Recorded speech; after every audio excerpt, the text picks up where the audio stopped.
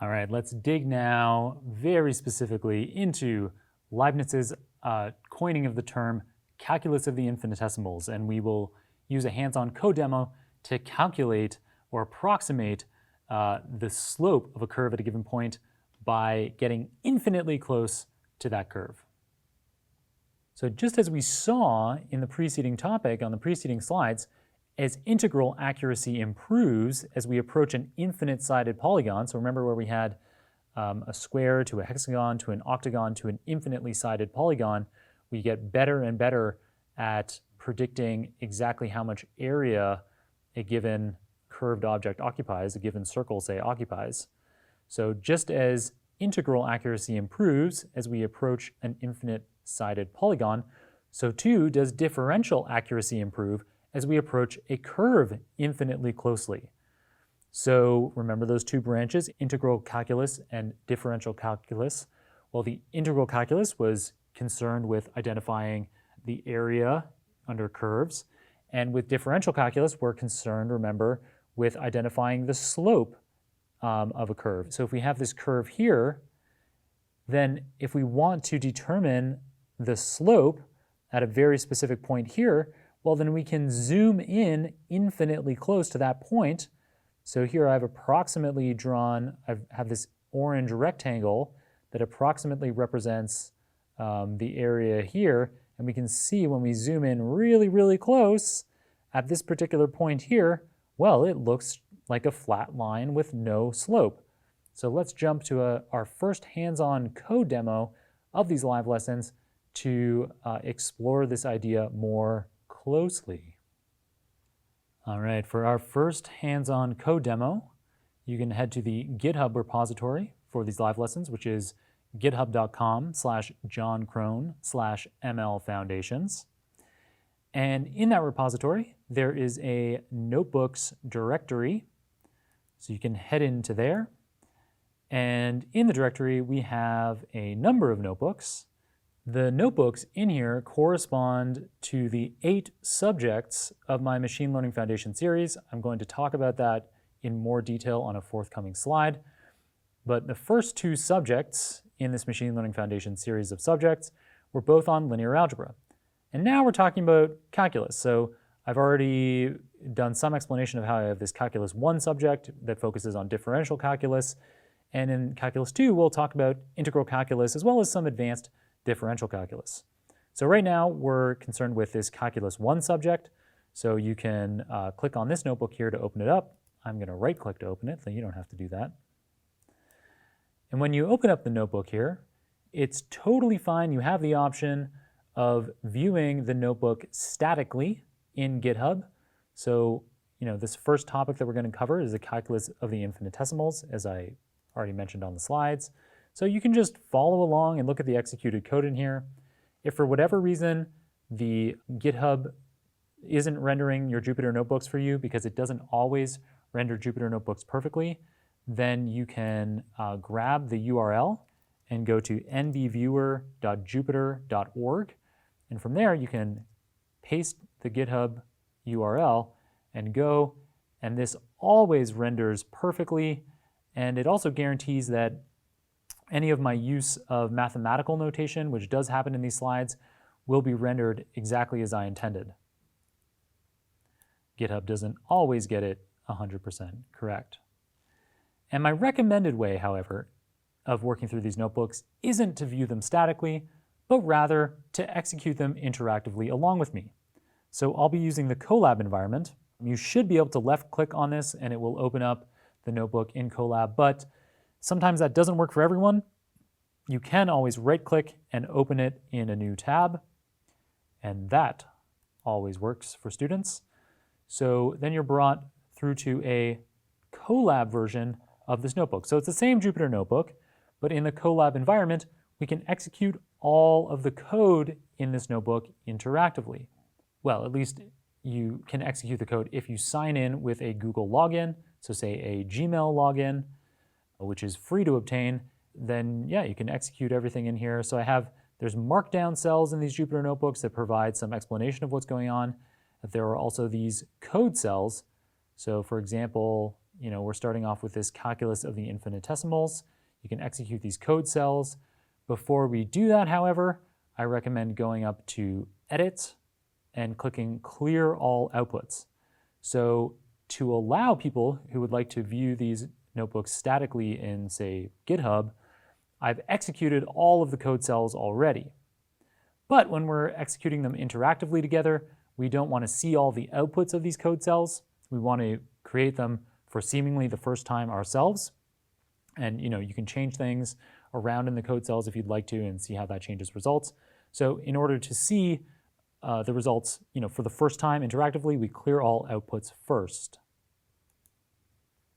The chief advantages of working along in Colab like this is that it's very quick. There's no installation time required, and it gives you access to cloud resources that allow you to very efficiently execute the code in here, although we don't have much code that we're covering in these calculus live lessons that is very computationally intensive. So, we get access to a really beefy cloud compute service, but it doesn't matter too much for these calculus live lessons. So it's really the reason why we're here is because of the no installation being required.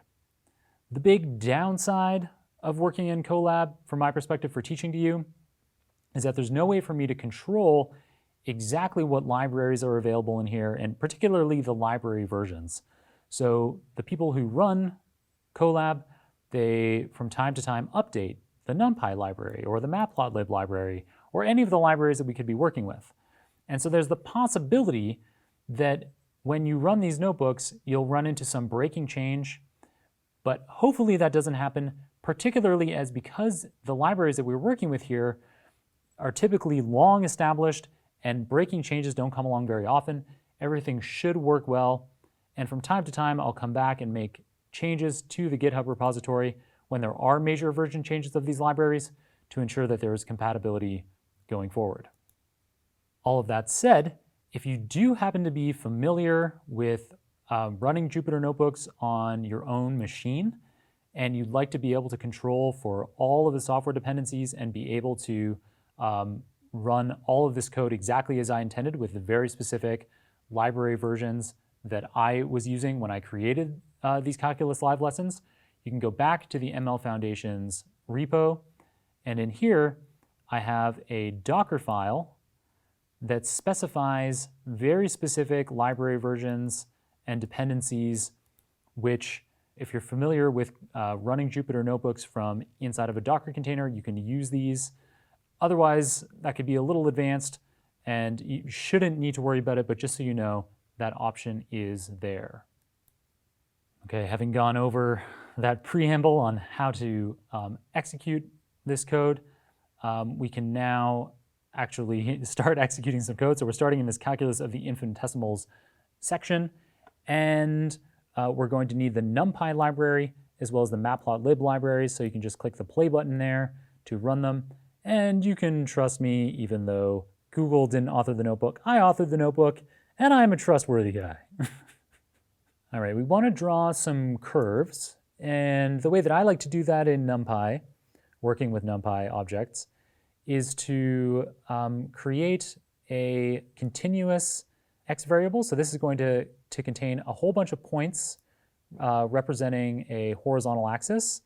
And specifically, the points will start at -10, they'll end at +10, and there will be a total of 1,000 of these points in this NumPy array x. We'll now use the points in this array x. We'll toss them into this function, x squared plus 2x plus 2, to give us some outcome y, and this will allow us to plot x against y in a moment. So we'll just, I'm using Python code here to represent this function, x squared plus 2x plus 2. We can calculate y with that, and now we have 1,000 y points corresponding to those 1,000 x points. With x and y in hand, we can now plot them. We now have our nice curve representing the relationship between x and y described by this function. And you'll notice that this is exactly the same curve as we had on the slides here. So now, when you look at the curve, you notice to yourself that, okay, there are no straight lines on this curve.